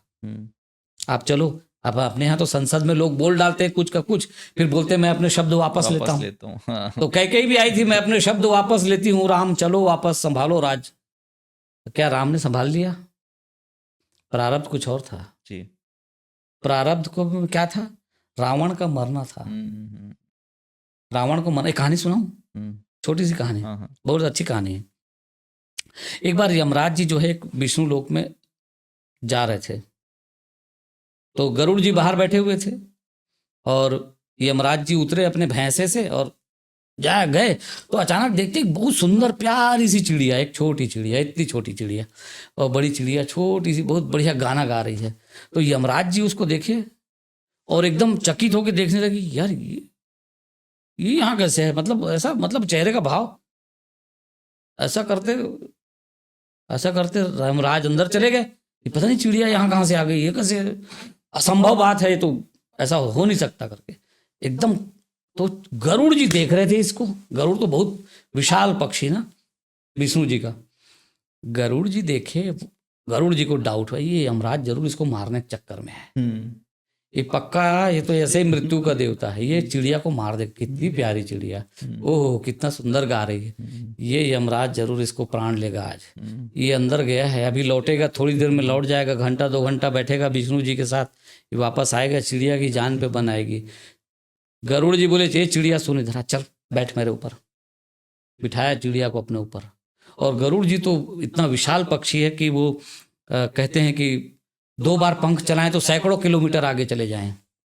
तो गरुड़ जी जो है 1 घंटे की उड़ान भर के, समझ लो कि ऐसा समझो कि वो हिमालय पे बैठी हुई चिड़िया को श्रीलंका छोड़ाए, ऐसा समझो कि एक पृथ्वी के एक छोर से दूसरे छोर पर छोड़ाए, या ब्रह्मांड के एक छोर से दूसरे छोर पर छोड़ाए। और गरुड़ जी खुश, अब इस चिड़िया को कैसे मारोगे, वहां तक जाओगे कैसे, मेरे लिए तो ये 1 घंटे का काम है, तुम्हारे लिए तो कई घंटे लगेंगे, मार ही नहीं सकते। अब गायब हो गई चिड़िया, पता कैसे चलेगा? ऐसा गरुड़ जी सोच रहे हैं। कुछ समय बाद जब गरुड़ जी वापस आके बैठ गए थे अपनी जगह पे, तो यमराज जी लौटे विष्णु जी के वहां से, अपना जो भी काम ऑफिशियल रहा होगा। जैसे ही लौटे यमराज जी ऐसा देखे, यार वो चिड़िया कहाँ चली गई, ऐसा देख रहे हैं, किधर गई? तो गरुड़ जी देख रहे थे क्या कर रहा है भाई कर। तो पूछे यमराज जी कुछ प्रॉब्लम है? तो बोले हाँ यार एक प्रॉब्लम है। बोले क्या प्रॉब्लम है महाराज? और समझ रहा था गरुड़ जी खुश हो रहे थे, अच्छा बेटा अभी तो बताता हुए, वो तो गया चिड़िया, अब मिलेगी नहीं कर। बोले यार एक प्रॉब्लम था यार, वो यहाँ एक चिड़िया दिख रही थी, वही समस्या है, उसी को मैं देख रहा हूँ, चिड़िया गई कहाँ? तो बोले आप चिंता मत करो, हम तो उसको लंका छोड़ाए। अच्छा लंका छोड़ाए क्या? ओह बहुत अच्छा, थैंक यू। तो बोले किस बात का? अरे मैं वही तो टेंशन में था, ये चिड़िया को तो लंका में जाके मरना है, यहाँ क्या कर रही है विष्णु लोक में? समझ रहे हो, ये प्रारब्ध है जी। तो चिड़िया को मरना है लंका में, तो कोई ना कोई उसको लंका छोड़ के आएगा। और आप सोच रहे हो कि मैं बचा रहा हूँ, बचा नहीं रहे हो, पहुंचा रहे हो। बचाना नहीं है, पहुंचाना है ये। तो यमराज जी की चिंता उसने दूर कर दी गरुड़ ने। ये प्रारब्ध समझने के लिए मैंने ये कहानी बताई। खूबसूरत, बहुत खूबसूरत। ठीक है। अच्छा, कुछ चीजें होती हैं जैसे फियर वगैरह की बात होती है, जैसा आपने अभी हमारी बातचीत चल रही थी तो कहा था कि फियर के बारे में कुछ ऐसी चीजें होती हैं जिनका कोई लॉजिक समझ में नहीं आता है। रिलेशनशिप को लेकर तो मैंने कुछ बात की थी आपसे, फियर की बात कर रहे थे, क्योंकि मोस्टली लोगों के भीतर एक फियर रहता है। किसी को लिफ्ट में जाने से फियर होता है, किसी को पानी को देख के फियर हो जाता है। तो ये फियर्स कहाँ से आ जाते हैं? हाँ हाँ, लिफ्ट से फियर है, हवाई जहाज में बैठने से फियर है, पानी को देख के डर लगता है, ऊंचाई को देख के डर लगता है, पहाड़ों पे जाने से डर लगता है। अच्छा, आपको पहाड़ पे भेज दिया तब थोड़ा डर रहे हो तो ठीक है। कई लोग तो ऐसे भी होते हैं, पहाड़ देख के ही डर जाते हैं, नहीं जाना भैया मेरे को उधर। अरे तुम चढ़े ही नहीं, तुम्हें पता ही नहीं ऊंचाई का क्या चीज़ होती है, ऊंचाई तुम कैसे डर गए? तो ये सब फियर जो है ना पास्ट लाइफ से आती है, ये पास्ट लाइफ का है। अच्छा। पूर्व जन्मों में हमने ये देखा है, ज्यादातर लोगों के प्रयोग से हमने ये पाया है, अगर नदी में डूब के मरा है तो नदी से डरेगा, तालाब में डूब के मरा है तो तालाब से डरेगा। एक और चीज होगी उसके साथ, उसको दमे की बीमारी होगी। अच्छा। या उसको दम घुटने की समस्या रहेगी, उसको सांस की समस्या रहेगी। जो नदी में डूब के मरा है, नदी तालाब कुआं कहीं भी डूब के मरा है, उसको सांस की समस्या रहती है। डॉक्टर्स कहते हैं तुम्हारा तो सब फिट है यार, लंग्स वंग्स सब चेक चाक कर लिया जो करना है। अरे यार फिट तो है, लेकिन वो आदमी कह रहा भैया मेरी सांस अटकती है। यार तुम तो फिट बोल रहे हो पर सांस मेरी ठीक से नहीं आती जी। अब ये क्या है? ये पास्ट लाइफ का एक्सपीरियंस है, उस पीछे का जो है घटना है। कुएं में अगर कोई मरता है तो उसको ना बंद जगहों से बड़ा डर लगता है। ये कमरा अगर बंद कर दो गेट, उसको घबराहट हो जाएगी, गेट खोल के रखो बोलेंगे, क्योंकि वो पीछे पास्ट लाइफ में ऐसा देखा गया है कि कुएं या किसी बंद जगह पे मर रहा है। कई लोग होते हैं जिनको ऐसा कमरे में बंद करके मार दिया जाता है, उसको जेल में बंद कर दिया या कमरे में बंद किया, उसको जीवन वहाँ पर कोई खाना पीना नहीं, कुछ नहीं, कमरा अंधेरा है, वहीं पड़े पड़े पड़े पड़े 2-4 महीने में मर गया। तो उसको अंधेरे से बहुत डर लगेगा, बंद कमरों से बहुत डर लगेगा, बंद कमरों में घुसने से डर लगेगा। कुएं में डूब के मरा है तो भी उसको, बंद जगह रहती है ना कुआं, उससे बहुत घबराहट होगी उसको बंद जगहों से। तो बहुत सारे लोग आते हैं हमारे पास जो बंद जगहों से घबराते हैं। माने एक तो ऐसी लड़की आई थी, वो कहती थी कि अगर आप इस हॉल में, जैसे हम लोग अपने ध्यान केंद्र में हॉल के अंदर ये प्रयोग करते हैं, कई बार कभी रूम में भी करते हैं, वैसे तो ये कहीं भी कर सकते हैं, हम आपके स्टूडियो में भी कर देंगे, वो कोई बात नहीं, घर के अंदर भी हो सकता है ये। पर हम लोग मोटे तौर पर वो ध्यान केंद्र में बुला लेते हैं लोगों को कि चलो वहीं आ जाओ, थोड़ा एक दूसरा टाइप का माहौल बन जाएगा करके। तो वहाँ पे बड़ा हॉल है हमारा, वहाँ पे 100-150 लोग ध्यान कर सकते हैं। सोचो कितना बड़ा हॉल है। उस हॉल के अंदर वो लड़की बैठी और कहती, सर अगर आप ये गेट बंद करेंगे ना तो मैं यहाँ से भाग जाऊंगी, ऐसा लगता है मेरे को, इतना डर आ जाएगा कि आप वो गेट बंद करोगे हॉल का तो क्या गेट ऑटोमेटिक बंद हो जाता है, उसमें वो लगा रहता है कि आप अंदर आइए और उसके बाद गेट वापस बंद हो जाएगा, क्योंकि ध्यान केंद्र में हम गेट खोल के तो नहीं रख सकते ना, वो गेट बंद होगा।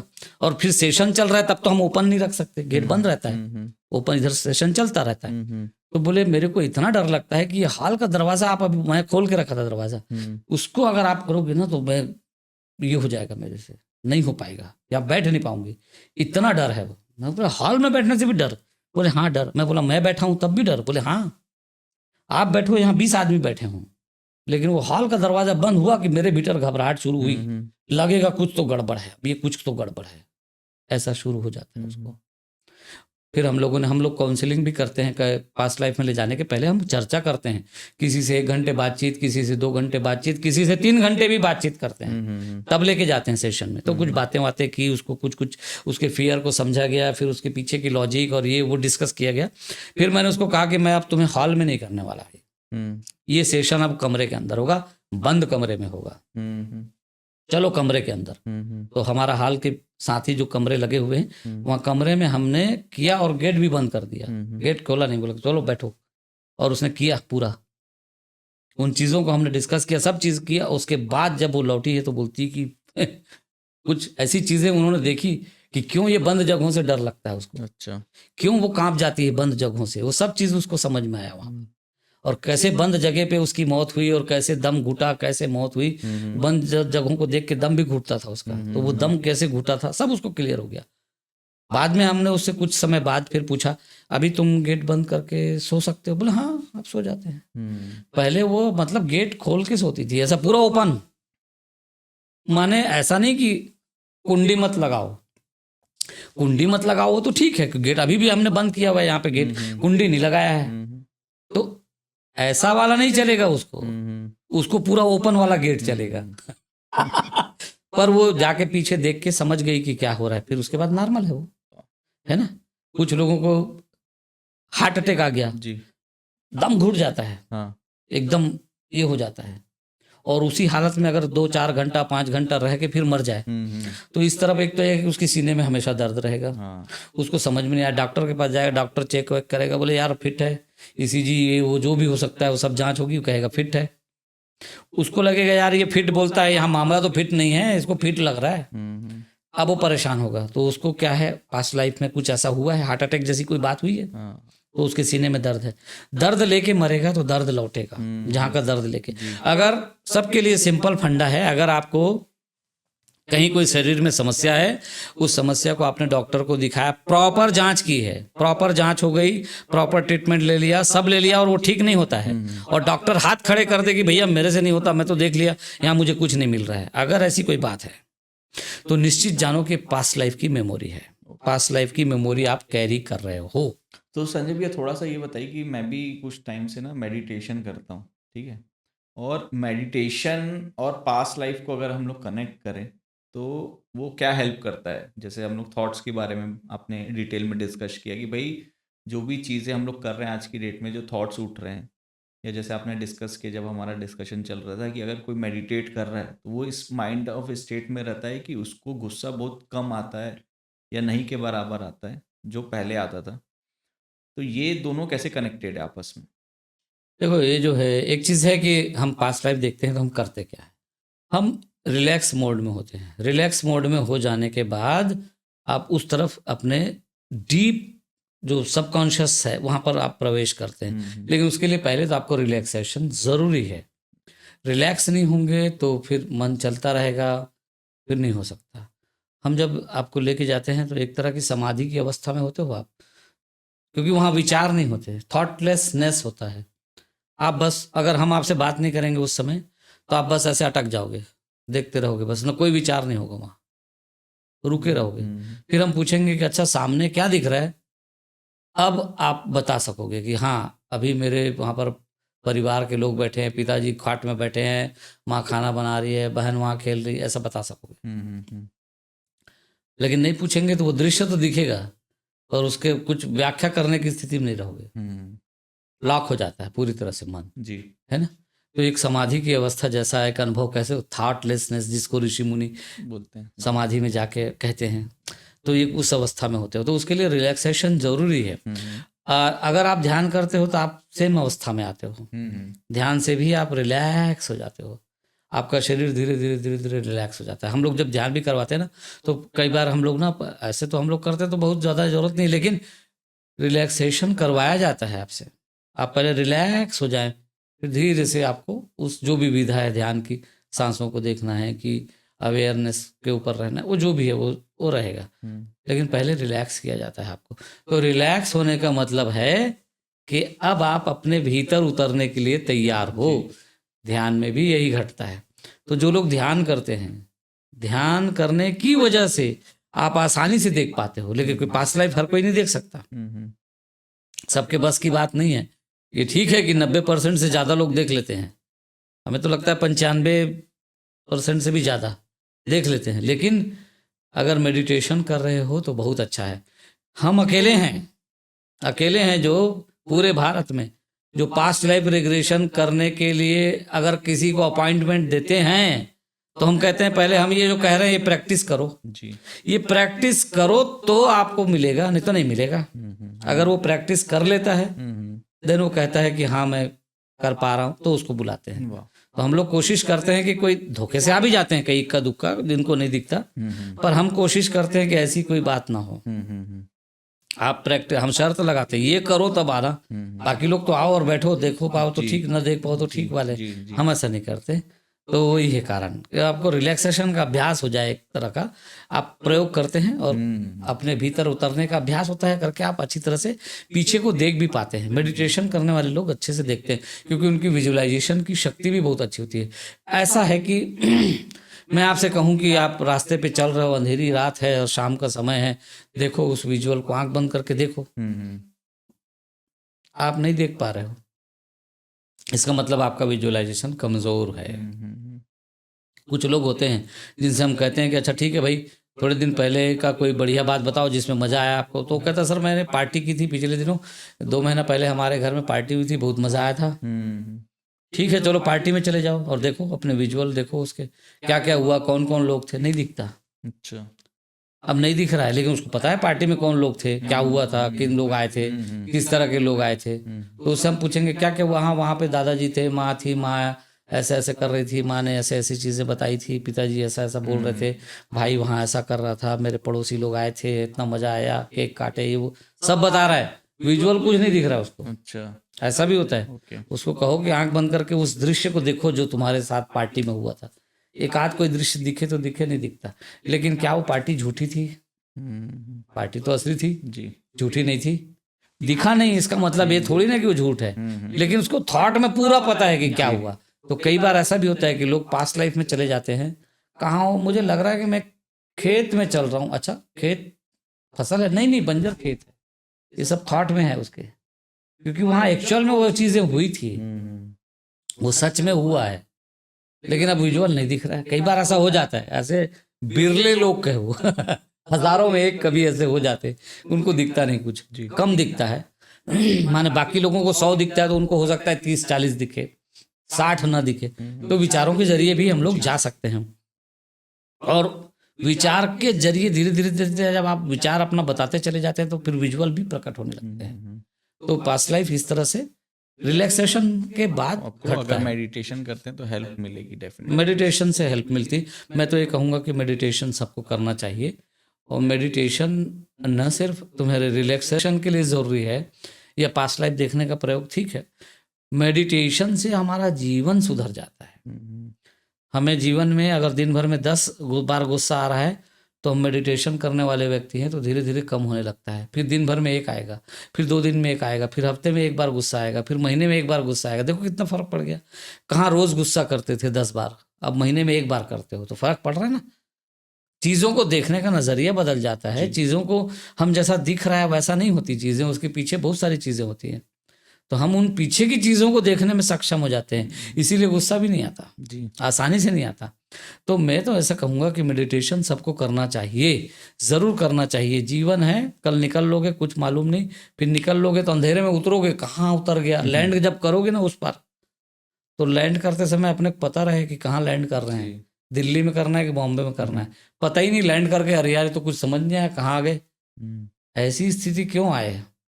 उससे अच्छा है कि ध्यान कर लो। ध्यान करने वाले के साथ वो स्थिति नहीं आती। राइट। वो जानता है कि क्या हो रहा है और क्या होगा। उसके बारे में आप जब वो जयंती भाई से बात करेंगे तो आपको और भी बहुत सारी चीजें पता तो यही चलेगी। लग रहा है कि अभी अगर हम लोग बातें करते जाएंगे तो मेरे को लगता है शाम भी हो जाएगी, रात भी हो जाएगी। हाँ, और ऐसा टॉपिक 24 है घंटे बात कर सकते हैं, और अगर हम दोनों को आपने बिठा लिया तो 3 दिन लगातार बातें कर सकते हैं इतनी चीजें हैं इसमें बताने के लिए। जी, बट अब खत्म कर देते हैं इसको। जी, समय का भी हमको, बट बहुत ही इंटरेस्टिंग डिस्कशन रहा और डेफिनेटली कुछ ऐसी चीज़ें हमको आज सीखने मिली, जानने मिली, जो कि बहुत ही ज़्यादा हमारे हाँ अध्यात्म से भी जुड़ी हुई हैं। साथ में उसको अगर बात दें कि साइंटिफिक प्रूवन चीज़ें भी हैं, कुछ थ्योरीज भी हैं, बुक्स भी हैं, और ऐसी चीज़ें हैं जो डेफिनेटली मेरे को लगता है कि लोगों को एक बार एक्सपीरियंस तो ज़रूर करनी चाहिए। हाँ, करना चाहिए लोगों को, इसका एक्सपीरियंस करना चाहिए। जी इससे एक फायदा होता है कि आप अपने भीतर उठ रहे सवालों को समझने में सक्षम हो जाते जी हैं, जी जी और आपके सवाल जो है गिर जाते हैं, आपका मन शांत हो जाता है ना, जी तो इससे माने एक तरह से आपको जीवन में एक नई दिशा मिल जाती है। समझिए कि आप हमेशा के लिए, अगर आप पूरब की ओर जा रहे हैं, हम्म पूरब की ओर जा रहे हैं और अचानक आपको बता दिया जाता है कि पूरब नहीं, पश्चिम आपकी डेस्टिनी है, हम्म और आप देखते हैं, अरे हाँ यार, मैं इधर जा रहा था, मेरे को तो इधर जाना है, हम्म ये सही है, ये नहीं, ये सही है, पूरा रास्ता चेंज करोगे ना भाई, जी बदलोगे अपने आप को, है ना।